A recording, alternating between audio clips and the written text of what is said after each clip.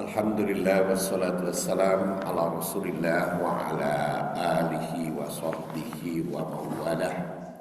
Ibu-ibu dan bapak-bapak rahimakumullah, hari ini kita akan melanjutkan bahasan surat Abasa wa Tawalla 5 sampai 11 bagian yang ketiga. Kemarin diselang dulu hadis karena berkaitan dengan Idul Adha, dan saya dapat informasi dari panitia.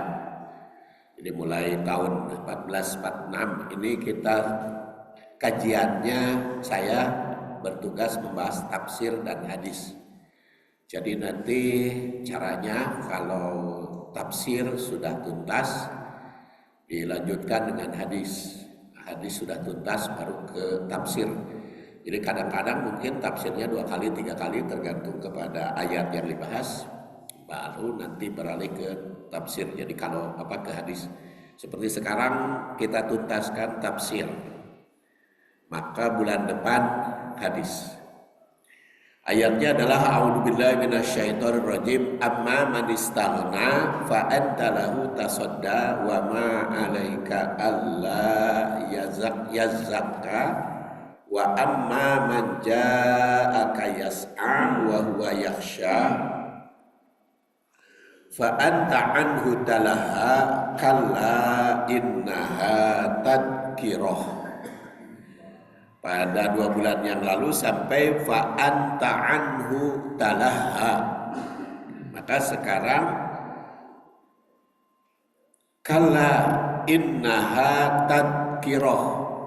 Tadhkirah itu mengandung arti peringatan. Al-Qurtubi yang wafat 671 Hijriah berpendapat bahwa kalimat kalla itu mengandung arti larangan atau kecaman pada hal-hal yang telah dijelaskan sebelumnya. Jadi kalla itu banyak di dalam Al-Quran, kalla bal, kalla la illantah, dan masing-masing pengertiannya itu berkaitan dengan ayat sebelumnya, sekaligus juga mengandung perintah untuk bersikap sebaliknya. Jadi di dalam memahami ayat maupun hadis, mafhumnya itu kan ada mafhum khalafah, ada mafhum muwafaqah. Kalau mafhum muwafaqah apalagi? Artinya kalau mafhum mukhalafah itu sebaliknya. Oleh karena itu diartikan sekali-kali jangan melakukan hal itu. Jadi apa yang disampaikan pada waktu pada ayat sebelumnya jangan kau lakukan, seperti fa anta anhu talaha, terhadap orang yang yahsya, orang yang ja'aka yas'a wa huwa yahsya, lalu kamu abaikan. Kalla, jangan engkau bersikap atau bertindak seperti itu. Jadi hal yang telah dilakukan atau yang disebutkan tadi itu jangan sampai terjadi, yaitu utamanya terlalu memperhatikan pembesar atau orang kaya sehingga menyepelekan orang mukmin yang kecil walaupun benar-benar mereka mengharapkan. Jangan sampai terjadi seperti itu karena kita punya perhatian kepada seseorang sehingga pihak lain diabaikan atau kurang mendapat perhatian. Jangan seperti itu. Karena bisa saja kalau di dalam dakwah itu justru orang kecil lebih berkepentingan. Orang besar sudah tidak butuh lagi karena manistagna, ya, merasa cukup. Sikap seperti itu kurang baik, maka jangan dilakukan lagi di masa datang. Kemudian innaha menurut Al-Baidawi yang lahir 433 wafat 516 Hijriah, itu merupakan kalimat itu merupakan nasihat. Innaha itu mau'idah atas aturan, ajaran dan syariah itu mesti dipelajari karena itu sebagai tadkirah, sebagai peringatan dan pelajaran. Dalam Al-Quran terdapat 7 kali disebut dengan kalimat tadkirah yang berarti peringatan, yang menggunakan kalimat yang sama, tadkirah. Sedangkan yang menggunakan at-tadkirah beda lagi jumlahnya. Perkataan tadkirah tersebut ada yang menunjukkan pada ayat Allah yang bersifat syariah atau Al-Quran dan hadis, maupun ada pula yang bersifat kauniyah, bahkan insaniyah, karena ayat itu secara ringkas ada 3 ya. Ada tiga macam ayat kauniyah, yaitu wahyu, Quran dan hadis. Ayat kauniyah yaitu alam semesta, dan ayat insaniyah berkaitan dengan manusia. Nah, itu kita tafsirkan berdasar surat Al-Alaq. Iqra bismi rabbikal ladzi khalaq itu ayat kauniyah. Walaqal insana min alaq itu ayat insaniyah. Kemudian nanti alama bil qalam alamal insana malam ya'lam itu ayat qauliyah. Jadi tadkirah itu ada ayat yang sifatnya qauliyah, ada ayat yang sifatnya kauniyah, ada ayat yang sifatnya insaniyah. Al-Quran juga sebagai tadkirah atau peringatan kepada yang takut kepada Allah Subhanahu wa taala. Seperti di dalam surat Toha. Toha ma anzalna alaikal qur'ana litasqa illa tadhkirah liman yakhsha. Toha, kami tidak menurunkan Al-Quran ini kepadamu yang waktu turun kepada Nabi Muhammad supaya engkau menjadi susah. Jadi Quran itu tidak diturunkan untuk menyusahkan, jadi untuk memudahkan. Itu Toha itu kan seperti pernah saya jelaskan berulang kali, sering disebut ayat mutasyabihat, sehingga Departemen Agama sudah sepakat di dalam terjemahnya diterjemahkan. Toha, Yasin, Alif Lam Mim, Alif Lam Ra, Kaf Ha Ain Shad dan lain sebagainya. Departemen Agama itu sepakat, pokoknya hanya Allah yang tahu artinya. Karena itu tidak diterjemahkan lagi. Tapi kan ahli takwil yaitu sahabat Ibnu Abbas menafsirkan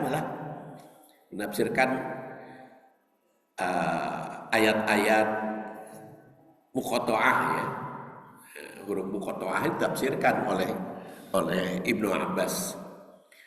Ya, salah satu contohnya Alif Lam Mim, A-nya Allah, Lamnya Jibril, Mimnya Muhammad. Toha ini adalah nama Rasul. Dan yang paling penting ya, Toha itu merupakan peringatan aba-aba. Dan ternyata setelah ayat muqatta'ah atau singkatan itu selanjutnya pasti menjelaskan Al-Quran. Seperti ini, Toha ma anzalna alaikal Quran litasqa. Alif Lam Mim dalikal kitabu la raiba fi. Alif Lam Mim Ra tilka ayat. Jadi itu menjelaskan. Al-Quran itu bukan diturunkan kepadamu bukan untuk menyulitkan, justru untuk memudahkan. Cuman kunaon tuh banyak kesulitan. Al-Quran ya kadang-kadang manusia ingin sulit sendiri. Jadi sudah jelas dikemukakan di dalam Al-Quran, tapi kan manusia biasanya mah nggak mau melaksanakan Quran teh. Ya salah satu hukum hukum mencuri kan sudah jelas, asariku asarikotu faktohu aidiyahuma, potong tangan. Tapi kan kesulitan, bagaimana supaya tidak dipotong tangan, jadi kesulitan.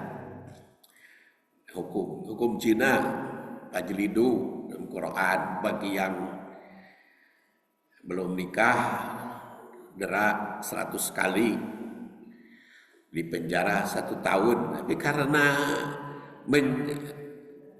mencari peluang tidak berdasar itu, jadi kesulitan.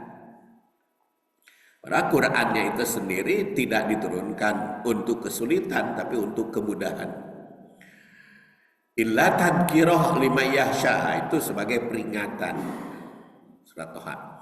Jadi Allah Subhanahu wa taala diawali sumpah dengan Toha. Salah satu takwilnya begitu, meyakinkan bahwa Al-Quran diturunkan bukan menyusahkan, tapi justru memudahkan segala kehidupan. Jadi kalau ada orang yang merasa kesulitan dengan menjalankan Al-Quran, bukan karena Qurannya yang menyulitkan, tapi mungkin hati nurani hatinya dan keinginannya, atau sikap, pikiran, perasaan, dan batiniah yang mereka sendiri yang bikin sulit itu, bukan Qurannya. Quran mah jadi prinsip untuk memudahkan kehidupan manusia. Kemudian ditegaskan dalam ayat bahwa Al-Quran merupakan peringatan, ala tadhkirah liman yakhsha, bagi yang merasa takut pada Allah.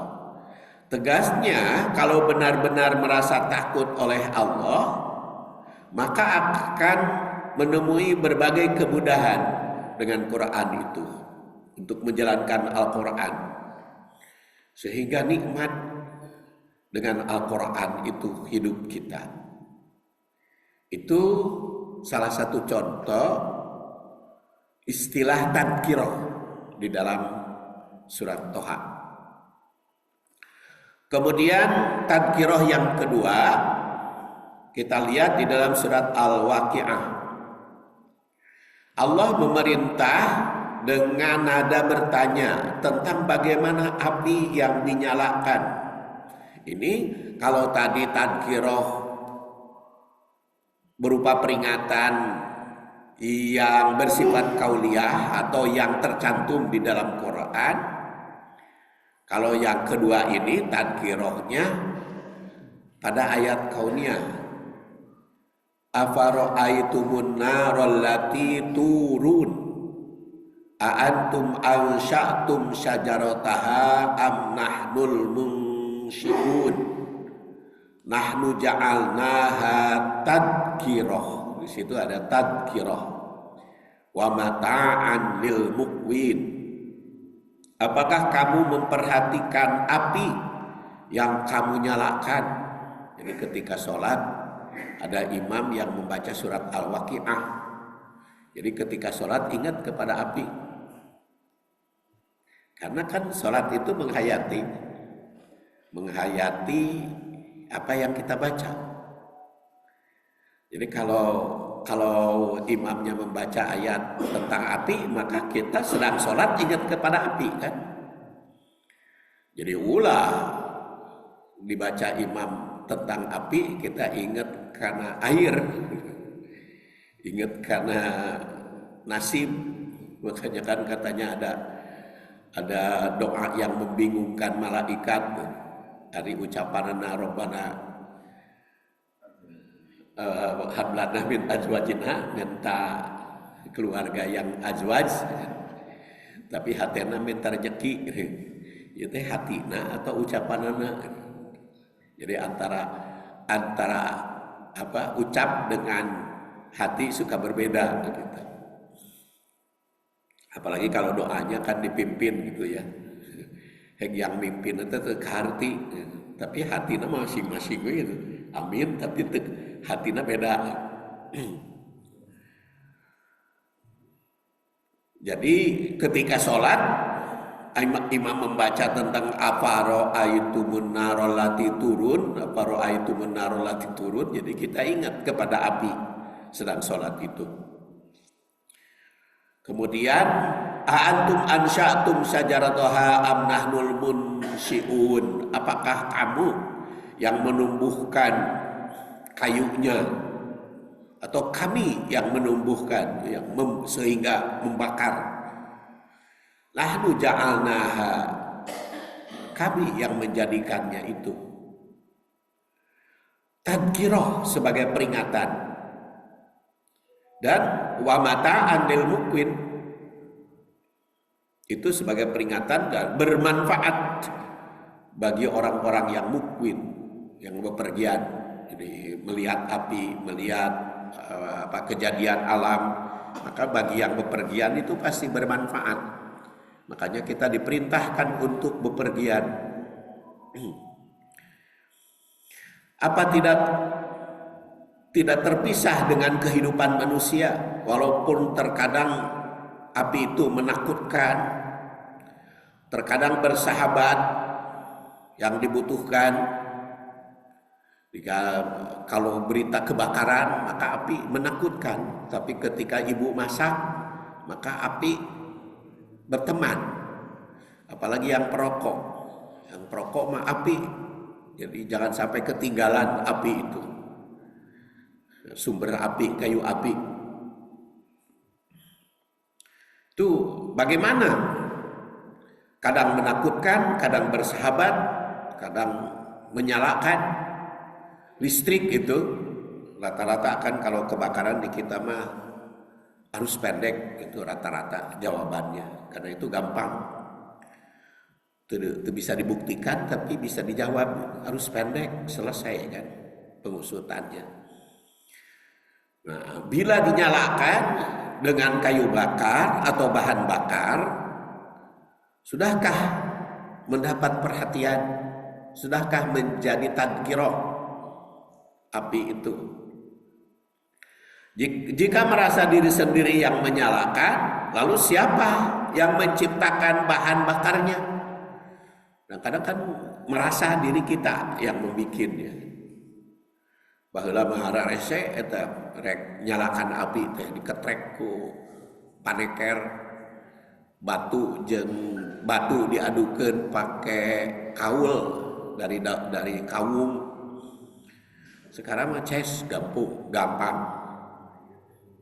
Siapa yang menetapkan itu? Ya itu perkembangan manusia teknologi demikian mudah. Tapi yang menciptakan sehingga nyala jadi api itu siapa? Itu yang jadi peringatan, tadhkirah. Kemudian siapa yang menetapkan di mana bahan bakar itu berada? Semua itu mesti menjadi pelajaran. Jangan sampai mudah memikirkan tanpa penggunaannya. Ingatlah, ada yang menimbulkan kebakaran hutan luasnya hektaran hanya melontarkan puntung rokok. Jadi kebakaran sampai hektaran kemarin itu peristiwa di Bromo. Ingatlah, hanya karena membuang puntung rokok, ada kebakaran yang hanya lupa menyalakan kompor. Jadi kadang-kadang naheur cainya diangkat, komporna poho teu dipareuman, belenyeng we pergi keluar, kebakaran we rumahna. Ya, hanya lupa, tidak memadamkan. Nah, itu sebagai peringatan. Jadi dibahas itu di dalam surat Al-Waqi'ah, mengingatkan kita. Kemudian yang ketiga, sejarah masa silam. Kalau sejarah itu bisa ayat kauniyah, bisa ayat insaniyah ya. Kalau sejarah, inna lamma toghol ma, ja'alnakum fil jariyah linaj'alaha lakum tadhkirah. Di situ ada tadhkirah. Wa ta'iyaha udunun wa'iyah.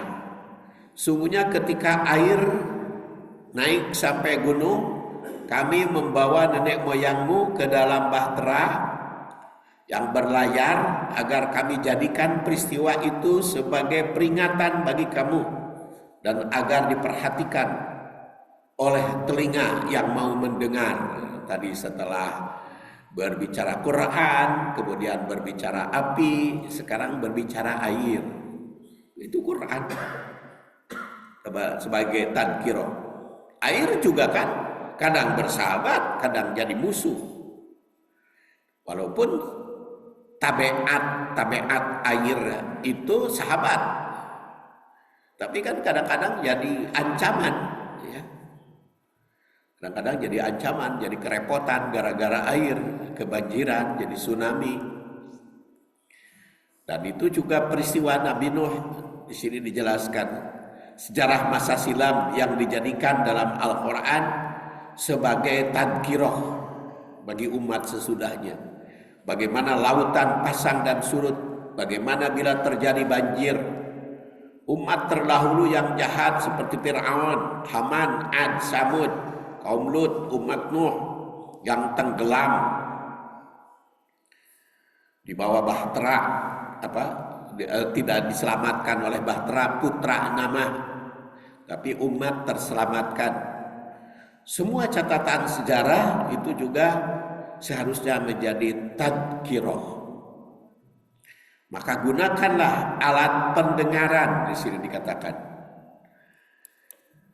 Kemudian tadhkirah yang keempat, perkembangan pertumbuhan manusia. Jadi setelah tadi api, kemudian air, sekarang manusia, ayat insaniyah dan ayat kauniyah.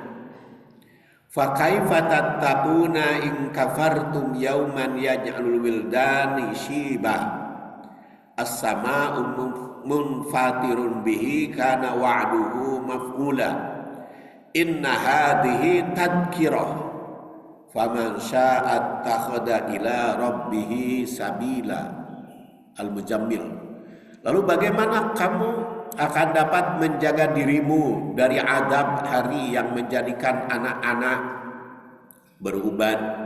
Ya kamu tetap kupur, langit terbelah padanya, janjinya pasti terlaksana.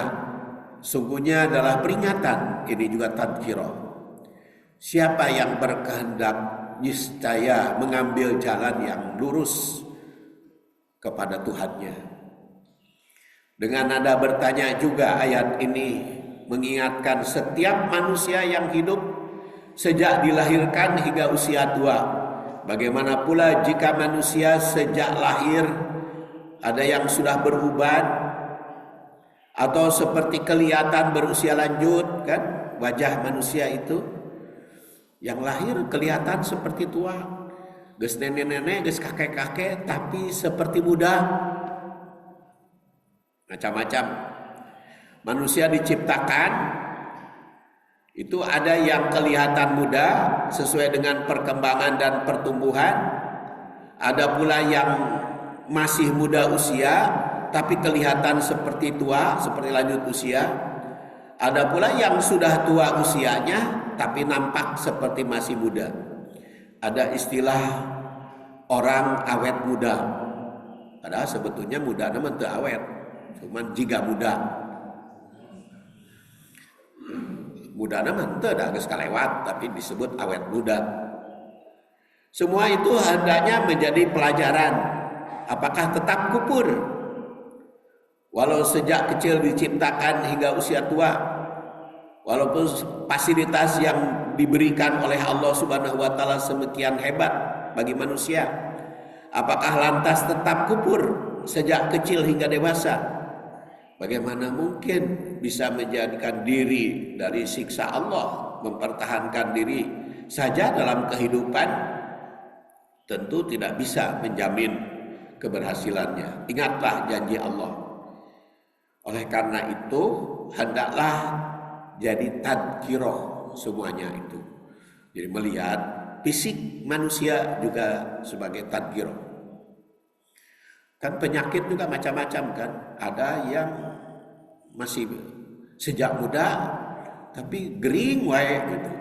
Tapi panjang nepi ka aki-aki nenek-nenek padahal tukang gering tapi panjang hirupna. Aya anu teu pernah gering tiba-tiba maut. Itu jadi pelajaran semua. Orang yang berusaha menjaga diri dari kekufuran itu akan mendapat petunjuk bagaimana tentang kehidupan sehari-hari. Kemudian berikutnya 4, berpaling orang kafir karena tidak takut akhirat itu juga sebagai peringatan. Wa ma lahum anit tadhkirah mu'ridin.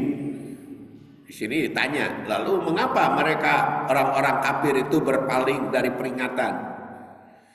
Ka'annahum khumurun mustanfirah farad min qaswarah dan selanjutnya. Ya, dengan nada bertanya, ayat ini juga mempertanyakan tentang keberanian orang kafir berpaling dari peringatan. Berpalingnya orang kafir itu diumpamakan keledai terkejut dari singa karena ketakutan. Orang kafir berpaling dari peringatan merupakan bukti ketakutan, sekaligus juga memberi pelajaran bagi umat tentang karakteristik binatang. Ada yang jinak seperti keledai, ada yang ganas seperti singa, ada yang antara keledai dan singa, tapi kadang-kadang yang ganas juga linek, ya. Kadang-kadang yang linek jadi keras. Nah, manusia sering punya tipe seperti hewan itu. Makanya kata Pak saya mau dipecat ke khutbah di depan Pak Jokowi, ketua KPU. Nah, ya Pak Hasim katanya kurban itu menghilangkan kebidatangan, menghilangkan kebidatangan. Ya, kadang-kadang kita nyangka ya baik orang, tahu-tahu rame. Jadi dalam ayat ini ada singa, ada keledai digambarkan pada manusia. Ingat bagaimana singa yang diurus manusia sejak kecil jadi jinak. Tapi ternyata suatu saat menerkam pengurus atau pemeliharanya kan, singa begitu diurus dari kecil bager, gede malah menerkam pengurusnya. Nah, ya walaupun kita juga tahu bahwa tabiat singa itu memang seperti itu. Ganasnya itu adalah hebat gitu ya. Jadi tersirat beberapa pelajaran dari ayat ini.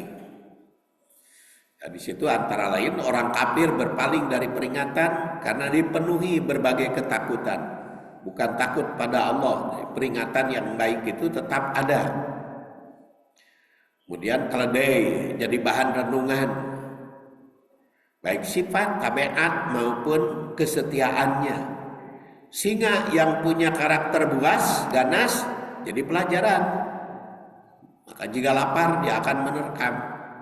Kemudian yang kelima, sebenarnya setiap orang itu butuh pedoman hidup berupa lembaran yang tulisan, memberikan petunjuk yang memberikan bimbingan.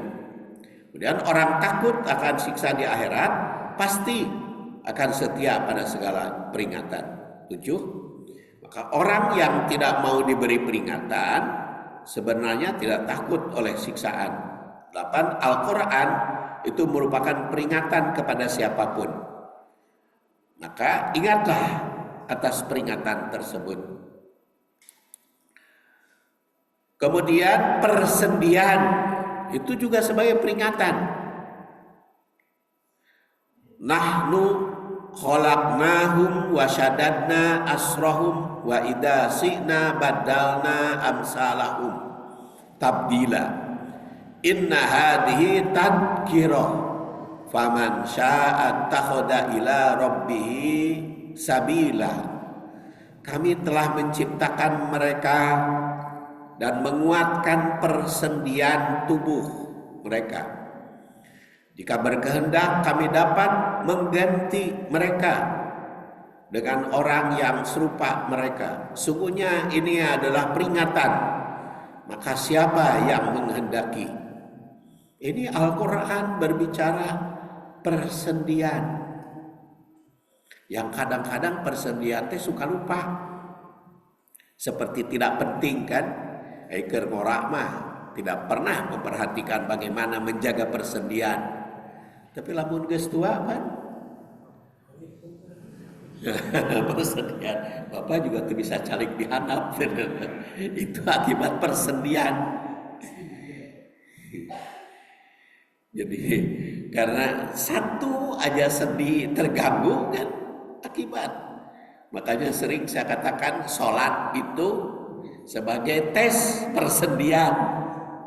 Sholat itu, maka ibu-ibu persendian ibu sendinya sehat tuh. Sampai sholat sempurna gak gerakannya? Allahu Akbar, takbirnya, gerakan ininya, tangannya bagaimana? Sidakepnya, seperti saya sidakep begini. Kalau terlalu lama gak kuat, jadi sok merosot gitu. Ini persendian karena kata dokter saraf yang meriksa sebulan sekali saya oleh dokter saraf kan diperiksa setiap bulan sekali ya ke ahli Islam.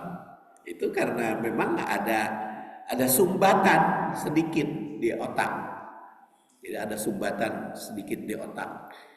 Jadi kadang-kadang kalau sedekap terlalu lama merosot. Gitu. Hidung gitu merosot gitu. Terus kalau jalan terlalu lama gitu. Ibu jari kaki. Dan kalau sedang sholat itu bisa dites. Karena sedang sholat tahiyat akhir itu bisa nilep ibu jarinya. Nah itu. Jadi itu sholat itu tes persendian. Ruku, sujud itu tes. Dan makanya diingatkan oleh Al-Quran surat 76 itu persendian itu. Makanya juga surat Al-Insan namanya ya, berbicara tentang manusia itu sebagai tadkirah sendi itu. Makanya ada iklan jagalah sendi. Itu kalimatnya kira-kira jagalah sendi. Jadi kadang-kadang kita kurang memberikan perhatian ketika masih muda. Baru wae geus tua mah nya geuning baheula mah dianggap sepele persendian teh. Ayeuna mah geus usia lanjut karasa. Jadi khobariyah ayat ini mengingatkan bahwa setiap manusia ja'alnahum dijadikan dengan fasilitas fisik yang lengkap yang disebutkan syadadna asrahum, menguatkan dengan persendian. Persendian itu merupakan unsur fisik yang cukup penting seperti anatomi lainnya, namun sering dianggap sepele, sering terlupakan. Jadi ketika membaca Quran, persendian ini surat ini kan kalau di Masjidil Haram, Masjid Nabawi sering dibaca hari Jumat ya, karena rakaat pertama as-sajdah, kemudian rakaat keduanya surat ini Al-Insan, Ad-Dahri Al-Insan, mengingatkan persendian. Banyak manusia yang tidak sadar akan betapa pentingnya persendian, baru bisa rasakan ketika sudah mengalami kesakitan. Ada perbedaan dari macam-macam sendi yang ada di tubuh manusia, mulai dari sendi sinatorsis, sendi amitorsis, sendi macam-macam apa nama cek para ahli. Dan ada tulang sampai 206, ada sendi sampai 360 ya. Di dalam hadis, nanti kita bahas hadis tentang persendian. Sendi adalah tempat bertemunya dua atau lebih tulang, sehingga berperan penting untuk tubuh. Fungsi sendi adalah menghubungkan tulang. memberi struktur, serta membantu otot, menggerakkan tulang. Setidaknya ada 3 macam sendi golongannya dari 360 itu, yaitu sendi mati, ada sendi kaku, ada sendi putar, dan sendi putar juga macam-macam.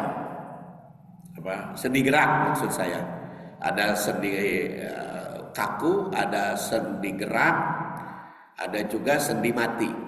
Dan dari sendi gerak ada sendi geser, sendi pelana, sendi engsel, sendi gulung, sendi peluru.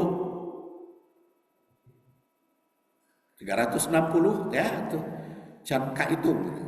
Bahkan di dalam beberapa hadis takbir, tahmid, tahlil itu mengingatkan persendian. Kemudian juga sholat duha. Sholat duha itu kaitan dengan persendian. Apalagi kalau kita tiap hari Sabtu ya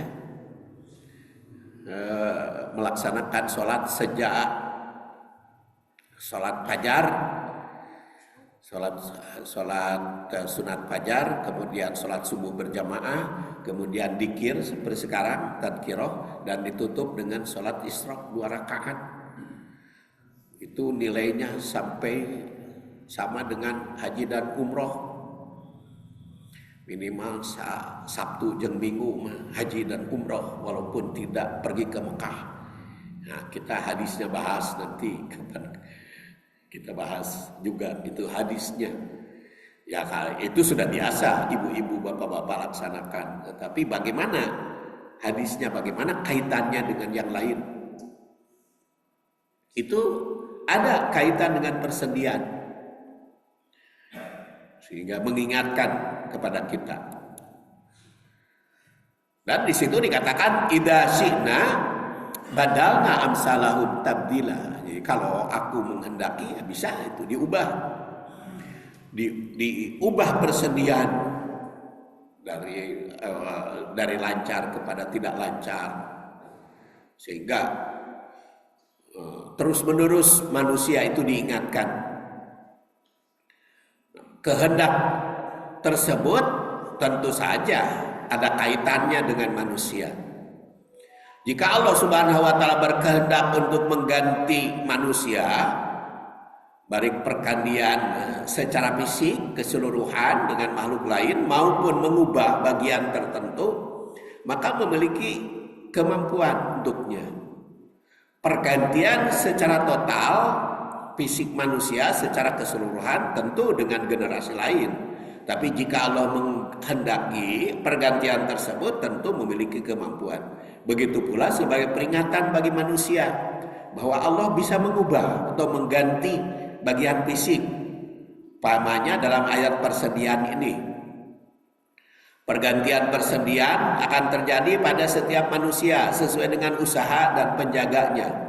Allah Subhanahu wa taala sebenarnya memberikan nikmat dengan persendian tersebut. Apakah akan mengubahnya atau tidak? Ketika sehat sendi, syukuri itu. Kadang-kadang suka lupa, tidak bersyukur, sehingga diingatkan nyeri. Jadi sendi otomatis itu peringatan. Dan Allah itu bisa mengubah sebagian, mengubah keseluruhan, atau mengubah salah satu saja. Pada dasarnya Allah Subhanahu wa taala selalu memberi nikmat. Sebab pada dasarnya Allah geus lengkap memberikan kenikmatan. Dalika bi annallaha lam yakum mughayyiran nikmatan an'amaha ala qaumin hatta yughayyiru ma bi anfusihim. Wa anallaha samiun alim. Pada dasarnya Allah itu memberikan nikmat, tapi nikmat itu berubah jadi tidak nikmat, itu kaitan dengan usaha manusia. Dengan usaha manusia. Makanya seperti tadi kan, ada yang 50 geus terganggu sendi nanti usia 50, ada yang sudah 80 masih jag-jag. Jadi sampai usia 80 masih cangker we persendian teh tak terganggu. bisa sila kene, bisa aneprak bisa ruku dan sujudnya normal. Tapi ada juga yang usia 40 geus nyeri. Ya, nah itu ada kaitan. Ada kaitan dengan sendiri kalau berdasar ayat ini mah Allah mah memberikan kenikmatan, tapi ada perubahan itu kaitan dengan sendiri. Itu makanya ada introspeksi gitu, bukan menyesali. Ai penyakit teh ulah disesali dah. Oh nya baheula ke kieu da teu aya hartosna ari disesali mah, tapi introspeksi untuk pelajaran mah itu mah bagus gitu. Ya, kan ada kaitan dengan konsumsi kan. Nanti ayat berikutnya al yanduril insan ila ta'ami, kaitan dengan konsumsi juga. Makanya ada maidah, ada pencernaan. Berdasar ayat ini Allah itu selalu memberi nikmat kepada hambanya tanpa pilih bulu. Nikmat yang berikan tersebut tidak akan diubah menjadi siksa atau penderitaan kecuali jika hambanya.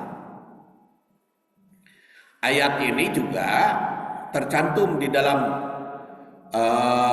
untaian kisah Fir'aun yang telah mendapat nikmat dengan kekuasaan, kekayaan. Fir'aun kan hebat, sampai membunuh anak wanita aja tidak ada yang protes gitu ya. Taat aja. Saking kekayaannya hebat, kekuasaannya hebat, tidak bersyukur, ya tikusruk akhirnya. Ya, termasuk di dalamnya urusan sendi diberikan kepada manusia akan tetap menjadi nikmat bagi setiap tubuh. Namun Allah akan mengubahnya menjadi penderitaan pada tubuh setiap hamba yang mengubahnya dengan gaya hidup atau tidak memelihara kesehatannya secara baik. Banyak orang yang tetap sehat persendiannya hingga usia tua, tapi tidak sedikit yang sudah menderita persendian sejak masih muda. Adalah semua itu menjadi tadkirah. Sekarang kita lihat takwil ayat, jadi supaya tuntas ya takwilnya. Takwil pertama, keberadaan manusia beraneka ragam kedudukannya. Ini tentu saja kalau takwil sejak ayat 5 ya, sampai ayat 11. Ada yang menjadi pembesar, ada yang masyarakat kecil. Manusia tidak akan tahu pihak manakah yang paling mulia di sisi Allah. Manusia yang paling takwa adalah yang paling mulia. Tapi kan siapa yang tahu manusia paling takwa? Kita nggak tahu. Karena ketika Rasul ditanya di mana itu letaknya takwa, takwa hauna di dalam. Kadang-kadang kelihatannya hebat, bagus, ternyata gitu, ini kan kenyataan kan. Kita juga nggak tahu ya, pokoknya mah putusan dewan pengawas begitulah, anu ngawasi. Ya kan asalnya kelihatan gitu, bagus segala macam. Ya kadang-kadang gitu. Jadi ketakwaan tuh nggak diketahui orang. Dan belum tentu yang dihukum juga itu jahat benar kan. Yang divonis 10 tahun gitu ya, oleh pengadilan, apa benar jahatnya atau bagaimana?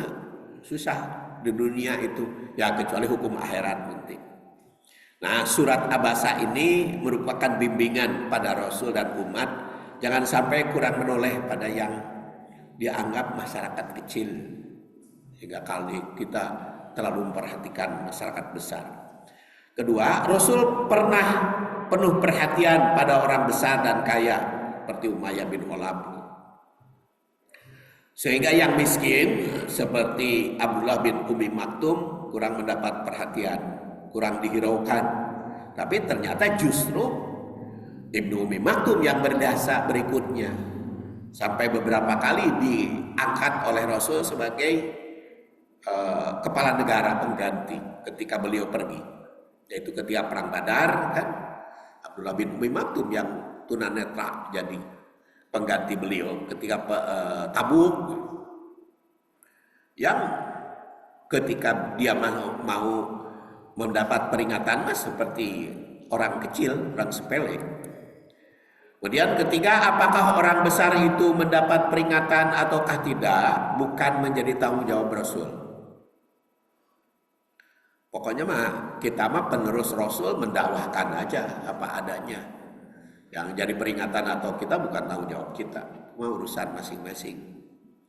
Ya, tanggung jawab Rasul itu hanya menyampaikan kebenaran, baik pada orang besar maupun orang kecil.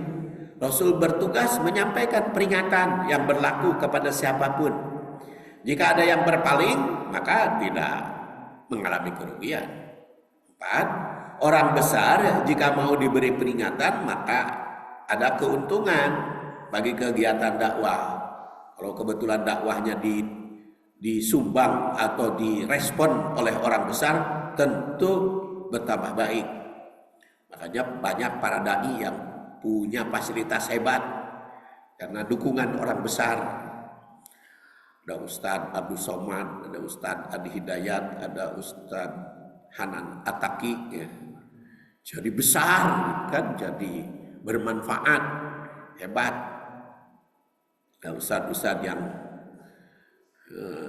bahkan ada Ustadz yang tenang saja ceramahnya juga, tidak usah susah-susah bikin makalah, pokoknya nyampaikan aja ngomong gitu, tapi dapat duit gede gitu kan, ada.